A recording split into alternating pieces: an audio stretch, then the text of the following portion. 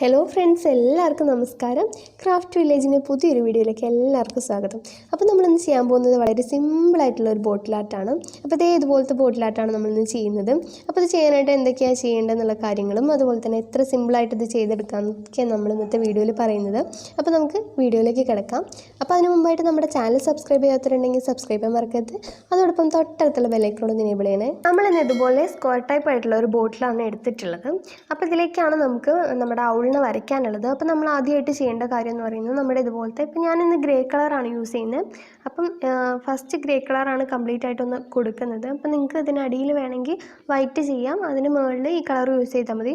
അല്ലാന്നുണ്ടെങ്കിൽ ഇതിന് പകരം നിങ്ങൾക്ക് ഏതാണോ ചൂസ് ചെയ്യേണ്ടത് ആ കളർ യൂസ് ചെയ്താൽ മതി.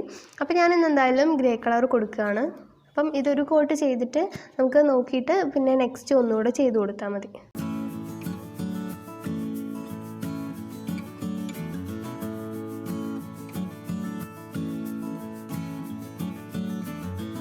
അപ്പോൾ നമ്മളിവിടെ നമ്മുടെ ബോട്ടിലിന് കംപ്ലീറ്റ് ആയിട്ട് കളർ ചെയ്തിട്ടുണ്ട്. ഇനി നമുക്ക് ചെയ്യാനുള്ള കാര്യം എന്ന് പറയുന്നത്, ഇതുപോലത്തെ ഒരു പേപ്പറിലേക്ക് നമ്മൾ ഫോണിൽ നിന്ന് നമ്മളൊരു പിക്ചർ സ്കെച്ച് ചെയ്തെടുത്തിട്ടുണ്ട്. ഇനി നമുക്കിത് നമ്മുടെ ഒരു കാർബൺ പേപ്പർ വെച്ചിട്ട് നമ്മുടെ ബോട്ടിലേക്ക് നമുക്കത് വരച്ചെടുക്കണം. അപ്പോൾ ഞാനൊരു കാർബൺ പേപ്പർ വെച്ചിട്ട് ഇതൊന്ന് വരച്ചെടുക്കട്ടെ. അതുപോലത്തെ ഈ ഒരു വൈറ്റ് കളറായിട്ടുള്ളൊരു കാർബൺ പേപ്പറാണ് ഞാൻ എടുക്കുന്നത്. അപ്പോൾ നിങ്ങൾക്കിത് കിട്ടില്ല എന്നുണ്ടെങ്കിൽ ഇതിൻ്റെ കുറച്ച് ഡാർക്കായാലും മതി. അപ്പോൾ ഞാനിത് വെച്ചിട്ടാണ് വരയ്ക്കുന്നത്.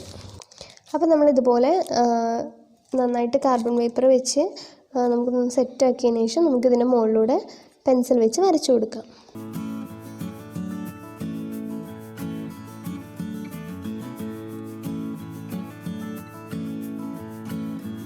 അപ്പോൾ നമ്മുടെ പിക്ചർ ബോട്ടിലേക്ക് സ്കെച്ച് ചെയ്തെടുത്തിട്ടുണ്ട്. അപ്പോൾ ഇതെങ്ങനെയാവും എന്നുള്ളത് അറിയില്ല. അടിയിൽ ചിലപ്പം ചെറുതായിട്ട് സ്കെച്ച് വരാനൊക്കെ ചാൻസ് ഉണ്ട്. നമ്മുടെ ഈ കാർബൺ പേപ്പറിൻ്റെ കളർ പിടിക്കാൻ ചാൻസ് ഉണ്ട്. അപ്പോൾ നമുക്കിത് എന്തായാലും ഒന്ന് മാറ്റി നോക്കാം.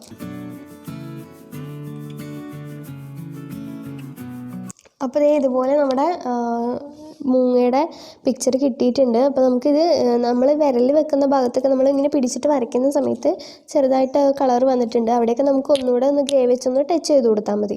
അപ്പോൾ ഇനി നമുക്ക് നമ്മുടെ ഈ ഒരു പിക്ചറിന് കളർ ചെയ്തെടുക്കണം. അപ്പോൾ അതിനായിട്ട് നമുക്ക് ഒരുപാട് കളേഴ്സ് യൂസ് ചെയ്തിട്ടാണ് നമ്മൾ ഈ ഒരു പിക്ചർ ചെയ്തെടുക്കുന്നത്. അപ്പോൾ ഞാൻ എല്ലാ കളേഴ്സും ഒന്ന് എടുത്തിട്ട് നമുക്ക് ചെയ്യാനായിട്ട് തുടങ്ങാം. അപ്പോൾ നമ്മൾ ആദ്യം ബ്ലാക്കാണ് എടുത്തിട്ടുള്ളത്. അപ്പോൾ ബ്ലാക്ക് എന്തിനാണെന്ന് വെച്ച് കഴിഞ്ഞാൽ നമ്മുടെ ഈ ഒരു പിക്ചറിൽ എല്ലാ ലൈൻസും നമുക്കൊന്ന് വരച്ചു കൊടുക്കണം. കാരണം അതിന് ഓരോ കള്ളിയിലും നമ്മൾ ഓരോ കളേഴ്സാണ് യൂസ് ചെയ്യുന്നത്. അപ്പോൾ ഒരുപാട് കളേഴ്സ് യൂസ് ചെയ്യുന്ന സമയത്ത് നമുക്ക് എവിടെയാണ് ചെയ്യേണ്ടത് എന്നുള്ളത് നമുക്ക് തിരിച്ചറിയാൻ വേണ്ടിയിട്ടാണ് നമ്മൾ ഈ ഒരു ബ്ലാക്ക് ആദ്യം ലൈൻ ചെയ്ത് കൊടുക്കുന്നത്. നമ്മളിതുപോലെ എല്ലാ ലൈൻസും ഒന്ന് കംപ്ലീറ്റ് ആയിട്ട് വരച്ചു കൊടുത്തിട്ടുണ്ട്. ഇനി നമുക്ക് ഇതിനകത്തെല്ലാം നല്ല അടിപൊളിയായിട്ടുള്ള കളേഴ്സ്, നമ്മൾ പല കളേഴ്സ് യൂസ് ചെയ്തിട്ടാണ് ഇത് ഫില്ല് ചെയ്യുന്നത്. അപ്പം നമുക്ക് അതിലോട്ട് കിടക്കാം. അപ്പോൾ നമ്മുടെ കളേഴ്സൊക്കെ നമ്മളിവിടെ സെറ്റ് ചെയ്ത് വെച്ചിരിക്കുകയാണ്. ഇനി നമുക്കിതൊക്കെ നീലേക്ക് അടിച്ചു കൊടുത്താൽ മതി. അപ്പം നമ്മൾ ആദ്യം യൂസ് ചെയ്യുന്ന കളർ എന്ന് പറയുന്നത് ഈ ഒരു ലൈറ്റ് യെല്ലോയാണ്. അപ്പോൾ നമ്മളിവിടെയാണ് കൊടുക്കുന്നത്. അപ്പം നമ്മൾ നേരത്തെ യൂസ് ചെയ്തിരുന്ന അതേ സെയിം ബ്രഷ് തന്നെയാണ് നമ്മൾ ഇതിലും യൂസ് ചെയ്യുന്നത്. കാരണം ചെറിയ ചെറിയ കള്ളികളായിട്ടാണല്ലോ നമ്മൾ വരച്ചിട്ടുള്ളത്. അപ്പോൾ അതിന് ആയിട്ട് നമ്മൾ ഈ ഒരു ചെറിയ ബ്രഷ് തന്നെയാണ് യൂസ് ചെയ്യുന്നത്.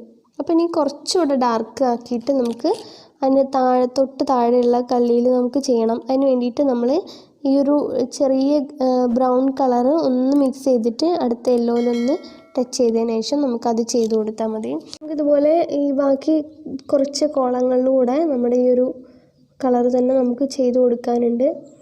നമുക്ക് ഈ ഭാഗത്തൊക്കെ ഈ കളർ തന്നെ ചെയ്ത് കൊടുക്കാം. ഈ ഒരു ലൈറ്റ് നമ്മൾ ഫസ്റ്റ് കൊടുത്ത യെല്ലോ ആണ് ഇവിടെ ഈ ഔളിൻ്റെ കാലിന് വരുന്നത്. അപ്പോൾ നമ്മൾ ഇതുകൂടെ നമ്മൾ ആ യെല്ലോ വെച്ച് ചെയ്യുകയാണ്. നമ്മൾ ചെയ്യുന്നത് ഈ ഒരു പോർഷനാണ്.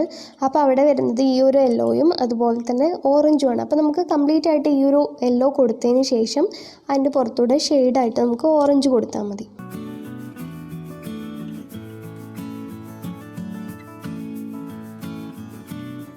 അപ്പോൾ നമ്മളിത് യെല്ലോ കൊടുത്തിട്ടുണ്ട്. അതിന് പുറത്തൂടെ നമുക്കിനി ഓറഞ്ച് ഷെയ്ഡ് കൂടെ ഒന്ന് കൊടുക്കാം. അപ്പോൾ നമ്മുടെ ഓറഞ്ച് ഷെയ്ഡ് കൊടുത്തു കഴിഞ്ഞിട്ടുണ്ട്. ഇനി നമുക്ക് ചെയ്യാനുള്ളത് ബ്ലൂ വെച്ചിട്ടാണ്.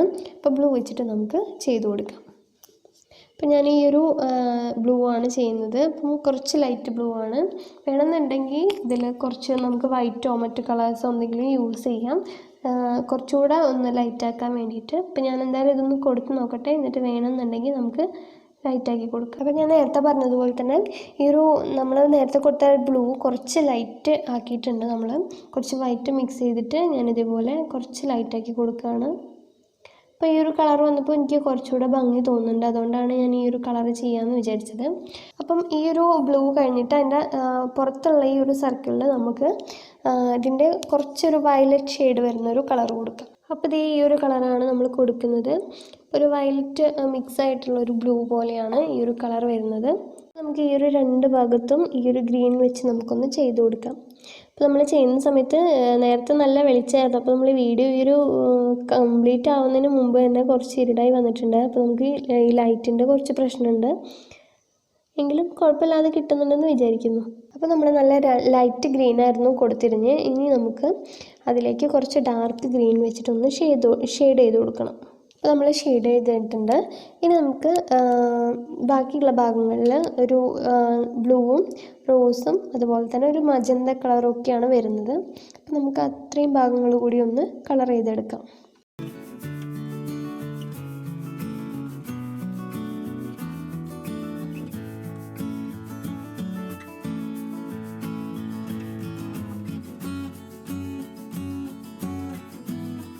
അപ്പോൾ നമുക്ക് ഇത്രയും ഭാഗങ്ങൾ കൂടി ഇനി കളർ ചെയ്യാനുള്ളൂ. അതിനുശേഷം നമ്മൾ ചെയ്യേണ്ടത് നമ്മൾ നേരത്തെ പറഞ്ഞതുപോലെ തന്നെ ഈ നമ്മുടെ ബ്ലാക്ക് വെച്ചിട്ട് ഈ ലൈൻസൊക്കെ ഒന്ന് ചെറുതായിട്ട് മറഞ്ഞു പോയിട്ടുള്ള ലൈൻസൊക്കെ നമുക്ക് ഒന്ന് ക്ലിയറാക്കി വരച്ചു കൊടുക്കണം. നമ്മൾ ഇതുപോലത്തെ വർക്കുകളൊക്കെ ചെയ്യുന്ന സമയത്ത് ശ്രദ്ധിക്കേണ്ട കാര്യം നമ്മുടെ ബ്രഷിൻ്റെ കാര്യമാണ്. അപ്പോൾ നമ്മൾ ഈ ഒരു ബോട്ടിൽ ആർട്ട് നമ്മൾ മൊത്തം യൂസ് ചെയ്തിട്ടുള്ള ബ്രഷ് എന്ന് പറയുന്നത് നമ്മൾ നേരത്തെ പറഞ്ഞ പോലെ തന്നെ 0 സൈസുള്ള ബ്രഷാണ്. അപ്പോൾ 0യോ അതുപോലെ തന്നെ 00യോ നമ്മൾ യൂസ് ചെയ്യാൻ ശ്രദ്ധിക്കുക. അല്ലാന്നുണ്ടെങ്കിൽ ഈ ലൈൻസൊക്കെ ഒരുപാട് കട്ടിയിൽ വന്നു കഴിഞ്ഞാൽ നമുക്ക് ഈ ഒരു ഭംഗി കിട്ടാൻ സാധ്യതയില്ല. അപ്പോൾ നമ്മൾ ആ ഒരു കാര്യം ശ്രദ്ധിക്കണം.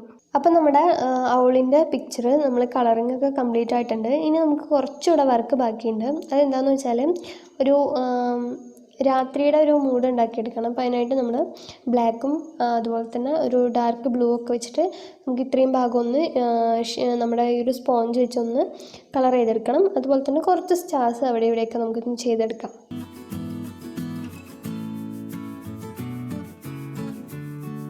അപ്പോൾ നമ്മുടെ ഇന്നത്തെ വർക്ക് ഇവിടെ കംപ്ലീറ്റ് ആയിട്ടുണ്ട്. അപ്പോൾ നിങ്ങൾക്ക് എല്ലാവർക്കും ഇഷ്ടപ്പെട്ടു എന്ന് വിചാരിക്കുന്നു.